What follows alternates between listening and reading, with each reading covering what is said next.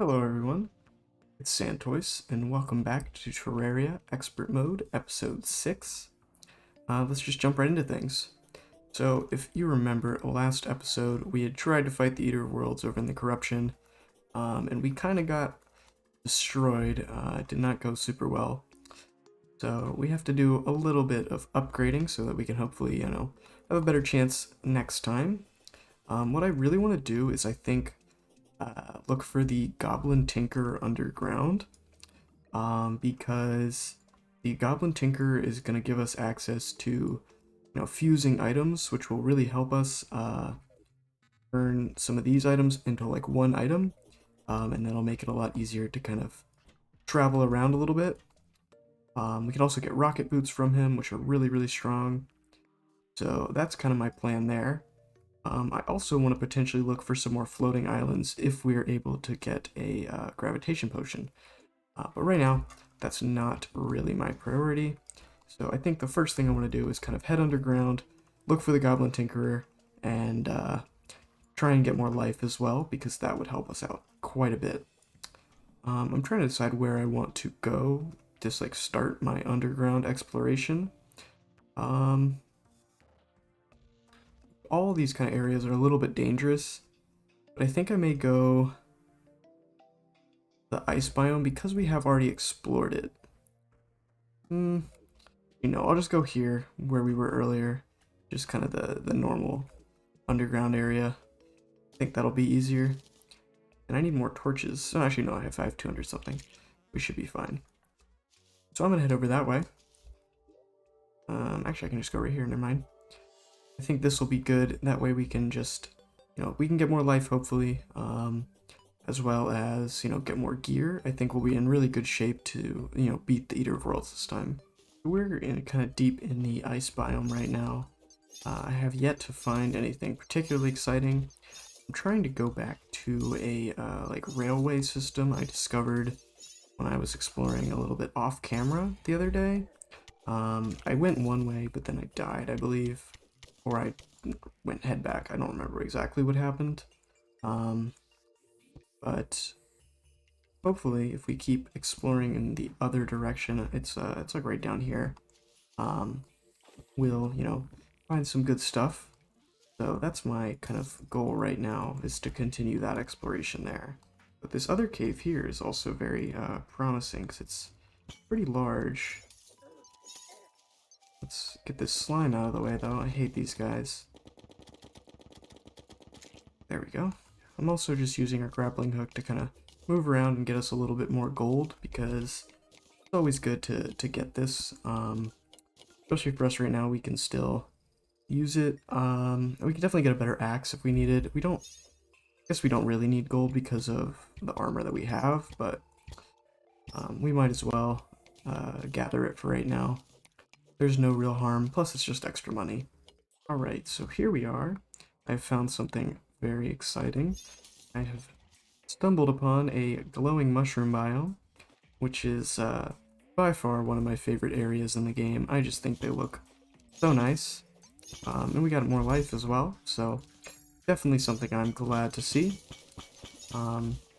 Lots of pots to collect and stuff here too, which is really good. And if we look around, maybe we'll be able to find a chest or something in here as well, which would be awesome. I'm just gonna dig down to kind of this little secondary layer and look for some additional stuff and not fall into the lava. Wow, okay.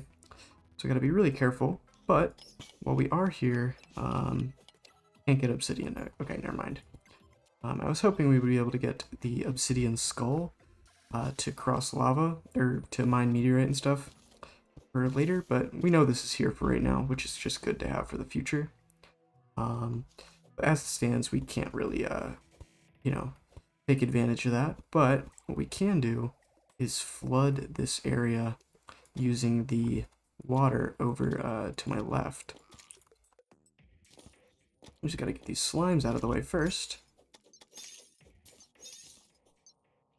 If we flood the area, then we won't have to worry about the lava later, which I think will be good. Right now we just kind of get it taken care of, that way we don't die when we're not expecting it.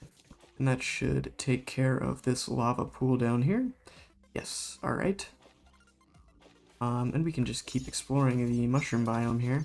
The fact that we're seeing lava, though, is really good because it means we're getting pretty low down in the world. So we're technically almost to the hell layer, which is going to be pretty interesting if we get there. Because we're going to be very close to, where we fight the wall of flesh and stuff like that. I almost stepped on that boulder trap. That would have been really bad. So we're going to avoid that. Actually, is it a pressure plate? Yes, it is. Okay. For some reason, it was just not registering when I stepped on it. I'd really like to find like a chest or something in this biome, but it doesn't look like we're going to get that lucky today, which is unfortunate, but it happens. So we'll take the life crystal we got, and keep moving along. And we've got another life crystal, so we are at 280 life. I would love to get 300 if possible. That would be just my ideal kind of life total, I think. Because then we're in a really, really good spot. I'll try and go this way just a little bit and see if we can find anything along the way. Hopefully it won't put me right into a lava pit, so I'm going pretty slow. Alright, well here's the end of the line. A nice big cavern area. Might be good for some resources. We'll see if we can find any more life crystals. And there's a lava kind of like flood trap. These kind of suck. I'm not a huge fan because they just kind of just cause problems. Thankfully, we're on the safe side of this little trap, so we'll be okay. But we do have to wait until it kind of finishes the trap, I guess. So I'm just gonna make a little bridge over this lava for right now. We'll probably have to come back to it and keep messing with it a little bit, but right now just gonna avoid stepping on it and see if we can find something else. Nope, doesn't look like there's all too much in here, which is unfortunate because we're just kind of in a lava filled cave right now, which is not the most exciting place to be in, and we stepped right into that lava. Nice. Oops, okay. Luckily we're okay. We were able to heal pretty quickly, so we didn't take too much damage, but that was a little bit of a mistake on my part there.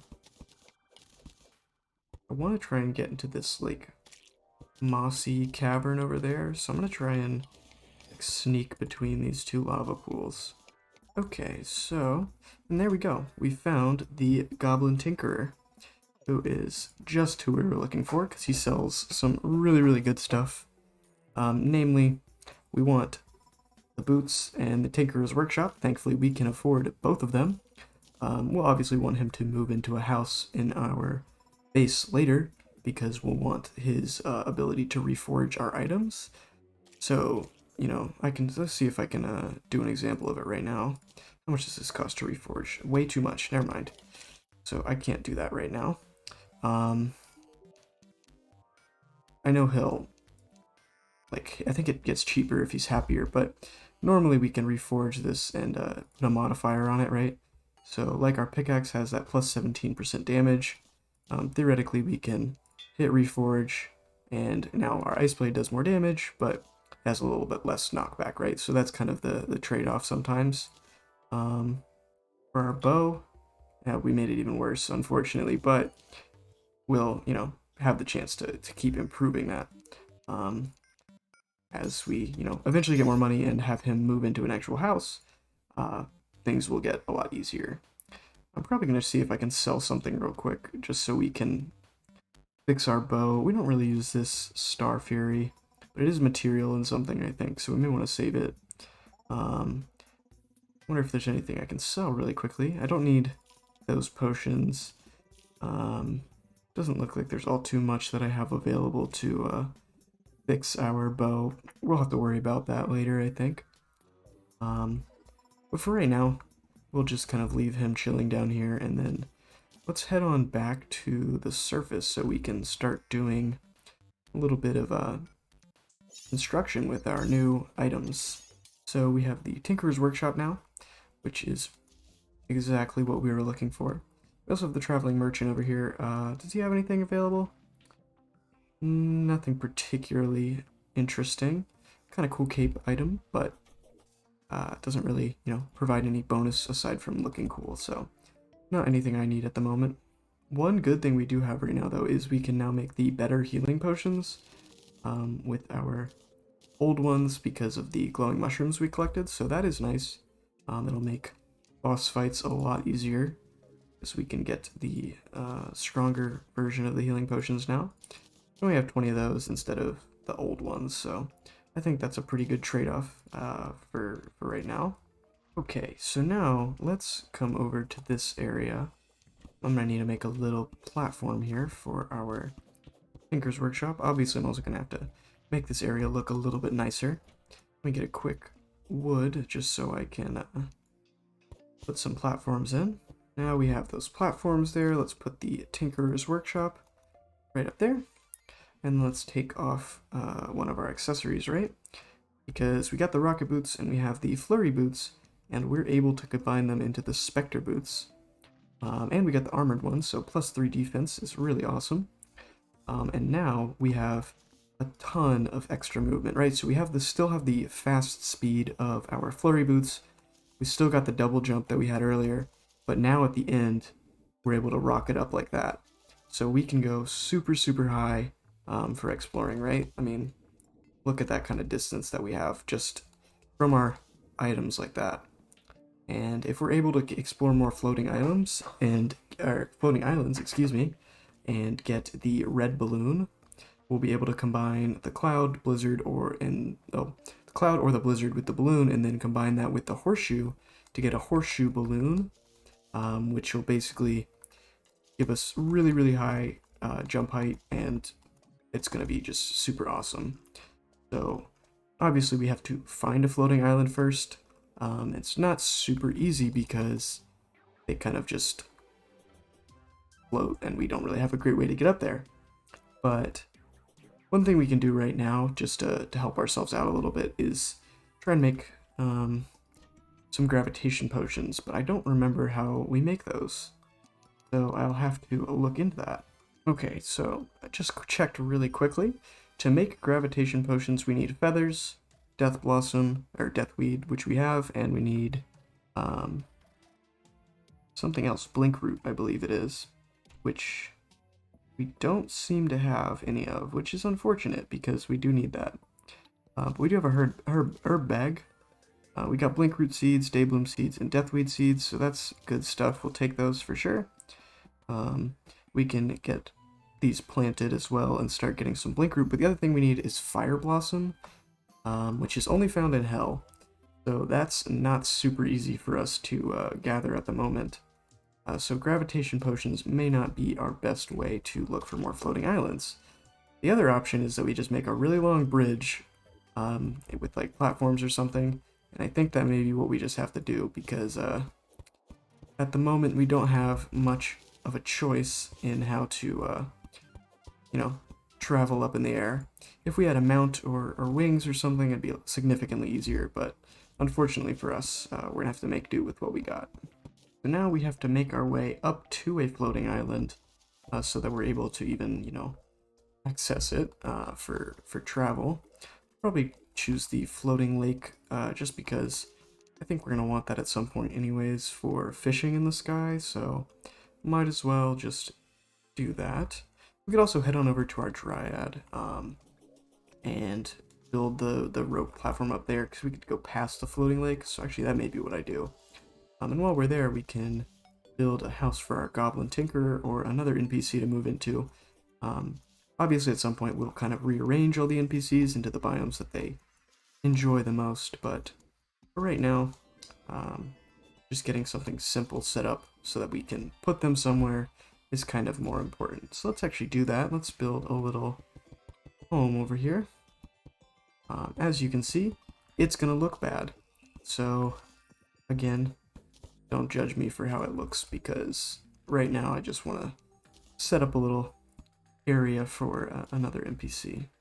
Okay, there we go. So that should be valid housing. All right, so that will work for right now. And now we'll just kind of make a little rope tower up to the sky and hopefully find ourselves a nice floating island. Right about here should work pretty well. We do have to be careful, obviously, because harpies will spawn, and they do still do a really significant amount of damage to us, which isn't great. Because I was hoping that we'd be enough defensive to kind of avoid that now, but does not look like that's the case. I forget that harpies do a lot of damage, and I'm not particularly good at this game, so that happens sometimes. But it's alright, we will be just fine. You know what, just for this other house, let's head on over to the desert and just set one up over there. Alright, so now we have 2 lovely new homes for more NPCs. We've got our goblin living here now, which is great. And we should get some other NPCs moving in the morning as well, which would be great. I believe we'll probably get the demolitionist, because we've collected explosives, so I'm assuming that he'll be the next one to make an appearance. We've got our goblin tinkerer back in there now. Let's see if we can fix our bow real quick. That would help us out a lot. And it only costs 17 now because we put him in a better spot. And now it shoots a little bit slower, but it does a lot more damage, which is pretty good. We could continue looking for different modifications for that as well. But for right now, pretty happy with what we have. And we don't really have the money to spare on kind of messing with modifications at the point anyways. If we do modify anything, I really want to modify the mini shark, but as it stands, we just don't have the resources. Really would like to find more floating islands, but I'm not sure what the best way to go about doing that is, because those harpies are really, really strong. I wonder, but maybe the move is take a calming potion and take this invisibility potion, because they both reduce the spawn rate of enemies. So if I have both, and we're doing it during the daytime, and I, am able to kind of maybe even take one of these builder potions to make the bridge laying a little bit simpler. If we're able to use both, we should be able to make a pretty solid bridge and hopefully not have to deal with too many harpies. But I guess we'll just have to see how that goes. Alright, so now we're invisible. So it makes us visible when we place blocks, so that potion didn't exactly do too much for us, but it did reduce spawn rates, I believe, so that's mostly what we want it for. And hopefully with the 2 of them working together, spawn rates should be really, really low, and we won't have to worry about that at all. Alright, so here we go. We have found another floating island, and it looks like it's going to have a chest, which is awesome. So we can actually get something out of this one, hopefully. And, oh wow, okay, so we got the fledgling wings, which I don't remember exactly what those do, but I think they give us a little bit of extra movement. Let's pop them in one of our, well, we can also put them in our, appearance slots, so we'll use them when we jump. But I believe they allow us to fly a little bit. They're nothing insane, but it's wings, so it's definitely better than nothing, absolutely. Okay, cool. So the wings totally negate our fall damage, which is just strictly better than our horseshoe as the moment. So that works for me. And the traveling merchant doesn't have anything, so that's a shame, but it is what it is. We gotta kill this. Pinky is a rare slime enemy. Very small, but will drop a lot of gold. Yeah, there we go. We got almost 3 gold from killing that. So definitely a fan of rare enemies like that. So let's put our gold in this chest. Now we've got 5, which is a lot better. And we're pretty good in terms of accessories as well.